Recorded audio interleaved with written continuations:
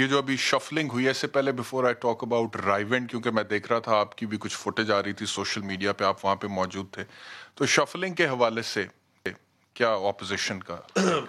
دیکھیے بشیر صاحب، 90 دن میں کرپشن ختم کرنے کی دعوے دار حکومت اور 1 کروڑ نوکریاں 50 لاکھ گھر دینے کی دعوے دار حکومت، اور یہ دعویٰ کرنے والی حکومت کہ مہنگائی تب ہوتی ہے، قرضے تب بڑھتے ہیں جب حکمران چور ہوتا ہے، تو میری سمجھ سے باہر ہے کہ فائنانس منسٹری کے ساتھ کیا کھلواڑ کیا جا رہا ہے، کیا مذاق کیا جا رہا ہے۔ اسد عمر صاحب کو آپ لائے، آپ نے 15 سال ان کو اپنا پوسٹر بوائے اور ڈکلیئر کیا کہ یہ آدمی ہے جس کے پاس پاکستان کی معیشت کے تمام مسائل کے حل موجود ہیں۔ صحیح ہے۔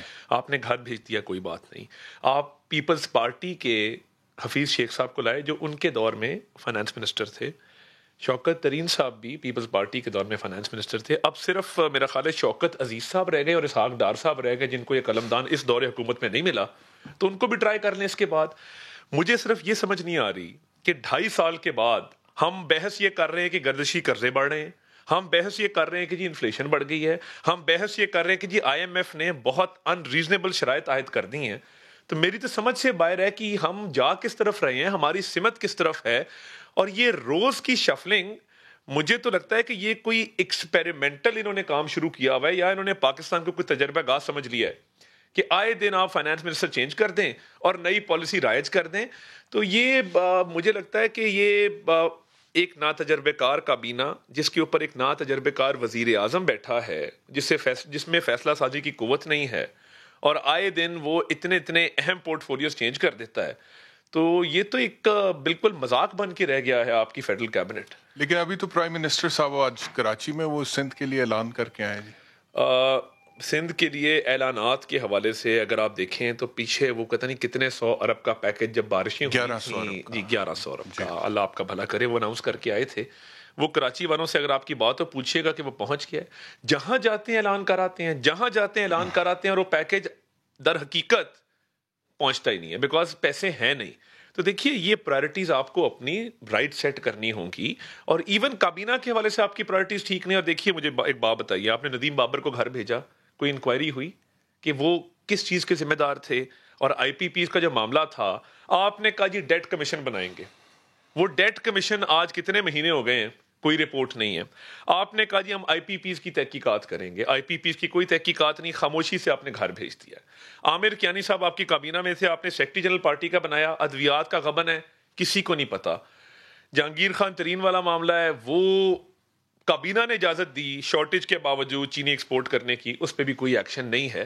تو دیکھیے جب آپ لوگوں کی اکاؤنٹیبلٹی چاہیں گے مگر اپنی خود احتسابی نہیں کریں گے اور اکاؤنٹیبلٹی نہیں کریں گے، اور آئے دن آپ وزیر خزانہ اس طرح چینج کریں گے جس طرح لوگ جو ہے وہ گھر کا فرنیچر چینج کرتے ہیں، تو پھر تو پاکستان چل گیا۔ جیل صاحب سے بھی تجزیہ لیتے ہیں۔ جیل صاحب کیا کہیے گا یہ جو شفلنگ حالیہ بھی ہوئی ہے کیبنٹ میں، اس کے حوالے سے؟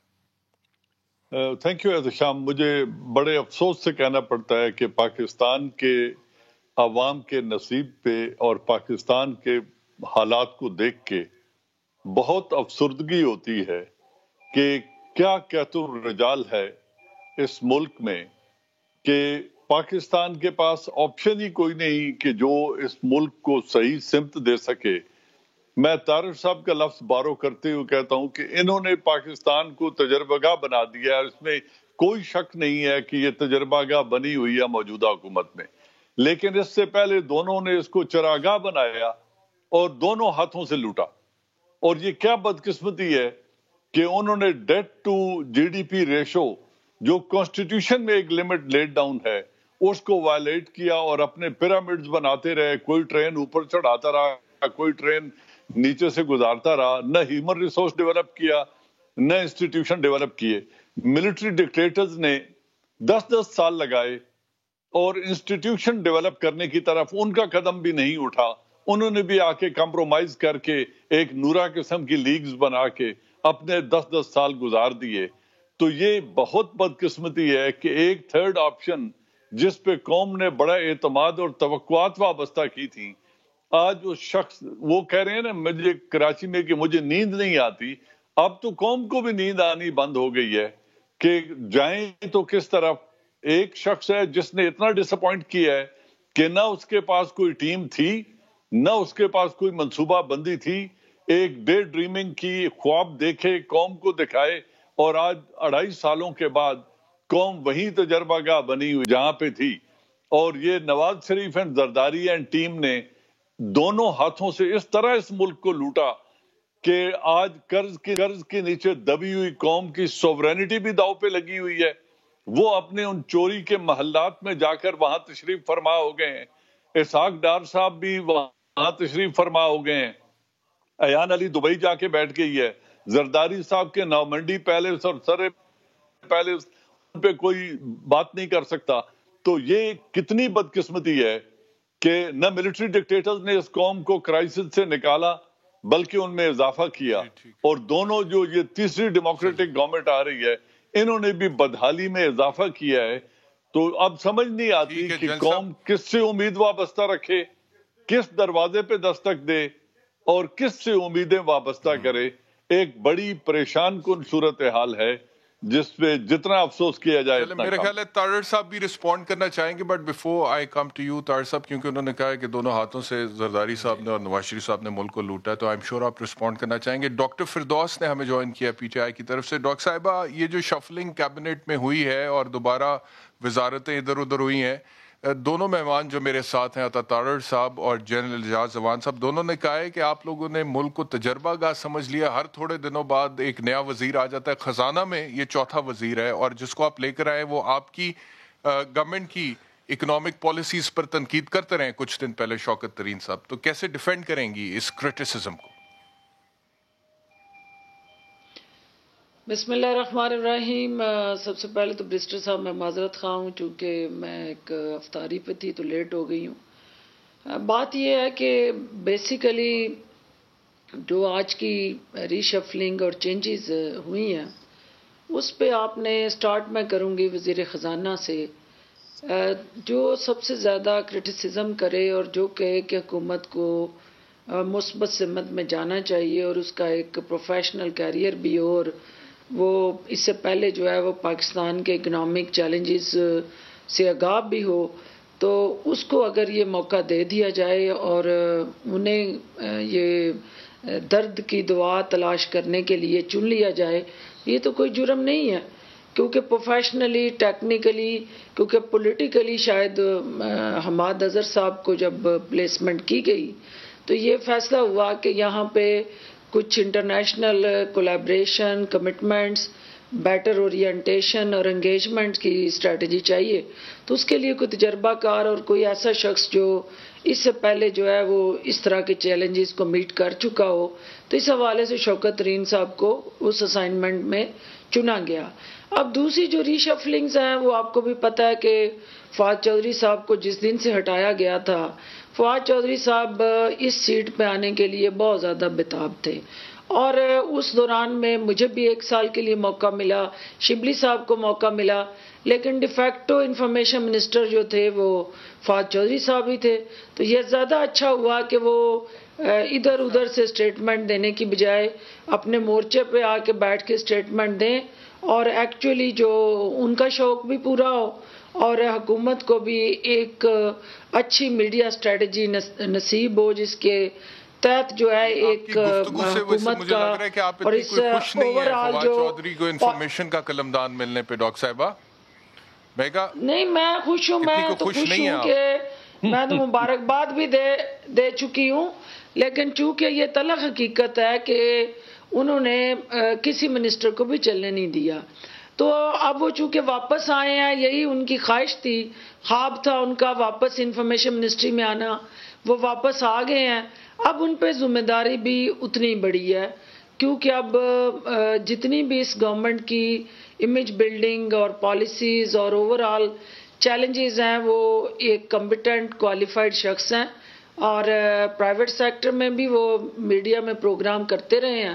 تو میرا حال ہے کہ میڈیا کو بھی بہتر انگیج کریں گے اور اچھی مارکیٹنگ اس گورنمنٹ کی کریں گے. پہلی دفعہ انہیں وزارت اطلاعات کے قلمدان سے ہٹایا گیا تو اس کے بعد آپ کہہ رہی ہیں کہ انہوں نے کسی اور منسٹر کو چلنے نہیں دیا. تو کیسے نہیں چلنے دیا؟ آپ کو کیا تلخ تجربات ہوئے جب آپ کے پاس یہ قلمدان تھا؟ نہیں، دیکھیے جو انفارمیشن منسٹر ہوتا ہے، انفارمیشن منسٹر ہوتا ہے. انفارمیشن منسٹر کسی بھی حکومت کا سپوکس پرسن ہوتا ہے, وہ اس کا ماؤتھ پیس ہوتا ہے.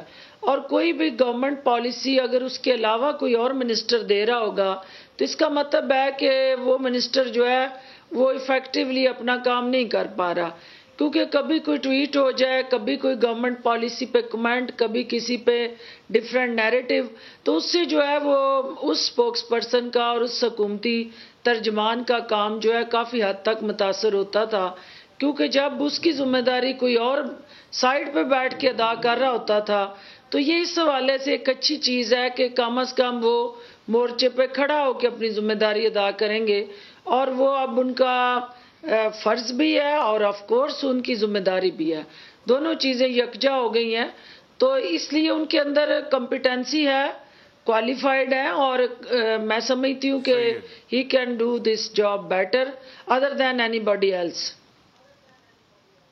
جی ٹھیک ہے جی. باقی جو ہے انرجی کے منسٹر اور خسرو صاحب کی آپ رکھنا چاہتا ہوں, خسرو صاحب کی آپ نے منسٹر صاحب بات کی ہے, کانفلکٹ آف انٹرسٹ سے جوڑا ہے.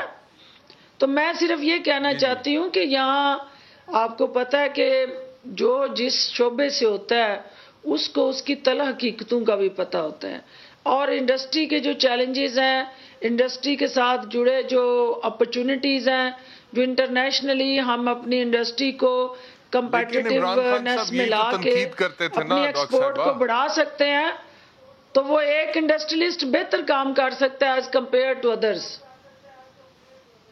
اب خان صاحب کو ایسا لگتا ہے میں بھی, لیکن پہلے وہ تنقید کرتے تھے. بہرحال میں آپ کی طرف واپس آتا ہوں. دیکھیے اعجاز وان صاحب کی خدمت میں صرف میں چند فگر رکھنا چاہتا ہوں. جی ڈی پی گروتھ 5.8% اور پروجیکٹڈ ایٹ 6.4%. مہنگائی کی شرح جسے انفلیشن کہتے ہیں وہ 4% تھی, 3% پہ جا رہی تھی. آپ لارج اسکیل مینوفیکچرنگ دیکھ لیں, آپ تمام سیکٹرز دیکھ لیں. ہمارے دور میں سب سے زیادہ ڈیفنس بجٹ تھا, کہاں سے دیا؟ کوئی ٹیکس ریونیو کلیکٹ ہو رہا تھا تو ڈیفنس بجٹ بڑھا نا جی ہمارے دور میں. اور یہ سارے فیکٹس اینڈ فگرز ہیں, جی ڈی پی, انفلیشن, ہر چیز. بات یہ ہے کہ کرپشن کا نریٹو اب پرانا ہو گیا اور وہ بات ختم ہو گئی بھی ہے. ایک دھیلے کی پبلک منی, چاہے وہ کوئی سرکاری ٹینڈر ہو, پروجیکٹ ہو, ٹھیکہ ہو, کوئی آپ دیکھ لیں. موٹر ویز کئی 100 ارب کی بنی ہیں. کراچی لاہور موٹر وے کو آپ اٹھا لیں, آپ بجلی کے منصوبے اٹھا لیں. آج آ کے کیس شہباز شریف پہ کیا بنایا ہے؟ ایک گندے نالے کا کیس ہے اور ایک آدھا کوئی اور کیس بنایا ہوا ہے جس میں کوئی دم خمی نہیں ہے. تو یہ چراغ اور یہ لوٹ کے کھا گئے, تو وہ بہت سارے ایسے نام ہیں جو لیے جا سکتے ہیں جو ملک سے باہر بیٹھے اس وقت. بہرحال وہ موضوع بحث نہیں ہے. چیزیں کورٹوں کے اندر ہیں اور کورٹوں میں جو حال ہو رہا ہے وہ سب کے سامنے ہے. ابھی جو ڈاکٹر صاحبہ نے بات کی, دیکھیے پیپلز پارٹی کی گورنمنٹ پہ تنقید یہ ہوتی تھی کہ جی انفلیشن بڑی ہائی تھی, جی اکنامک پالیسی فیل رہی. مجھے یہ سمجھ نہیں آتی, اب حکومت کو یہ بات تسلیم کرنی پڑے گی کہ پیپلز پارٹی کی گورنمنٹ کی اکنامک پالیسی اور مانیٹری پالیسی کامیاب ترین تھی پاکستان کی تاریخ میں, کیونکہ ایک نہیں, آپ نے ان کے 2 سکسیسو فائنانس منسٹرز کو یہی پورٹ فولیو فائنانس کا دیا ہے.